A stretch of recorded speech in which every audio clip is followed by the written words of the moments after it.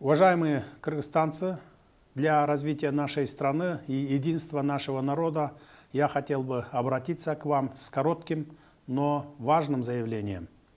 Оно касается темы урана. Иностранная гражданка Анастасия Ахметова, считающая себя экспертом по Центральной Азии, сидя за границей, пытается подстрекать кыргызстанцев и провоцировать напряжение, распространяя ложную информацию. Эта женщина-блогер в своем видео сплела ложную информацию, такую как утверждение о том, что известная британская семья Ротшильдов якобы замешана в разработке урана в Кыргызстане, что в результате может привести к потере кыргызской жемчужины Иссык-Куль. Для того, кто анализирует, очевидно, что, притворяясь переживающей за нас, за наш Иссык-Куль, оно преследует свою истинную цель – подстрекать наш народ, посеять раздор. Любопытную информацию по Кыргызстану сообщает российский политолог, глава Евразийского аналитического клуба Никита Менткович. По его инсайдам, получить права на месторождение урана на Иссык-Куле жаждет французская ветка клана Ротшильдов. Клан пользуется поддержкой МИД и разведкой Британии. Ради такого сотрудничества правительство планирует даже разрешить добычу урана в природоохранных зонах. Также Ротшильд претендует на Карабалтийский горнорудный комбинат. Эксперт сообщает, что переговоры ведет премьер Акылбек Жапаров, но основным лоббистом их интересов считается Адиль Байсалов, экс-посол Кыргызстана в Лондоне. Ротшильды требуют придержать активы для них, пока у холдинга не появятся живые деньги за проект. И ни в коем случае не отдавать России и Китаю. А главное, ввести британское общее право в зонах реализации проекта. Практически на все требования премьер страны дает добро. Неизвестно, заинтересован ли финансово сам премьер в этой сделке, но никаких денег или их гарантий страна еще не увидела. Деньги Кыргызстану, безусловно, нужны, но разрабатывать урановое месторождение в природоохранной зоне, в курортной зоне, на территории кыргызской жемчужины, озера Иссык-Куль, интересно, как к этому отнесутся граждане.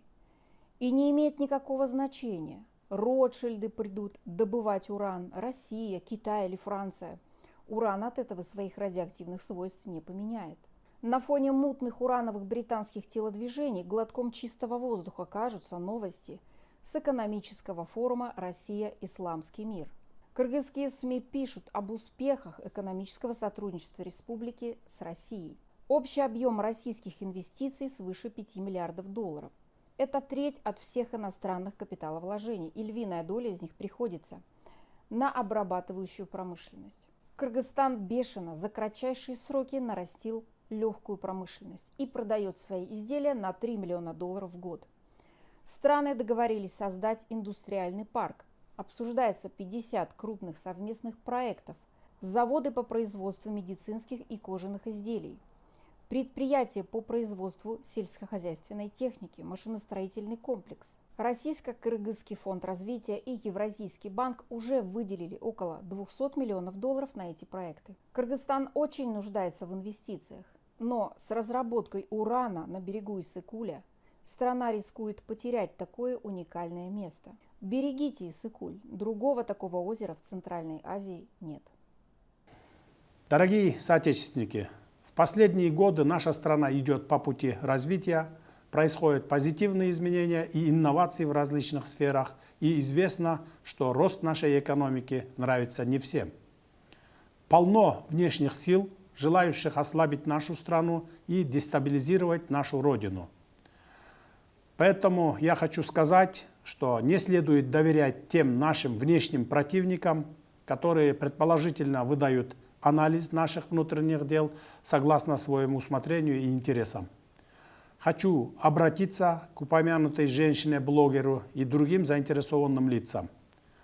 Доля урана в рассматриваемом месторождении составляет всего 0,17%. Основное содержание здесь титаномагнетит. Путем удаления титаномагнетита можно добиться очистки от урана. Напротив, даже если состав небольшой, мы можем навсегда очиститься от урана. Не переживайте за Иссык-Куль, госпожа Анастасия. За Иссык-Куль мы, кыргызы, сами будем переживать и сами его сохраним. В соответствии с требованием там ведутся рекультивационные работы. На самом месторождении, как и на территории нашей страны, никаких работ по обогащению урана не проводится. Я говорил это раньше, и я повторюсь снова. Уважаемые кыргызстанцы, когда начнутся крупные проекты, которые принесут пользу нашей экономике, откуда-то начнут оживать иностранные силы. Если помните, такие же попытки посеять панику в народе были в 2019 году, когда в Атбашинском районе Нарынской области при строительстве логистического центра, к сожалению, желания врагов, преследовавших эту цель, были реализованы. Тогда инвесторы планировали вложить 280 миллионов долларов и построить крупный логистический центр. Предполагалось, что при его строительстве будет создано 15 тысяч рабочих мест, а когда центр начнет работать, в нашу экономику начнут поступать миллиарды долларов. Однако внешние силы, такие как Анастасия, распространяли ложную информацию, запугивая народ и убеждая местных жителей. В результате местные жители снова и снова выражали протест, и последний инвестор отказался от идеи строительства логистического центра и ушел. Вы знаете, что вскоре после этого те же люди, которые протестовали, сожалели. Эх, зря мы тогда были против. Поэтому, уважаемые соотечественники, я обращаюсь к вам с призывом отличать правду от лжи, друга от врага и тщательно анализировать любую информацию из интернета в наше время неопределенности. Не верьте и не поддавайтесь на слова внешнего врага. Мы все должны не допускать вмешательства других в наши внутренние дела.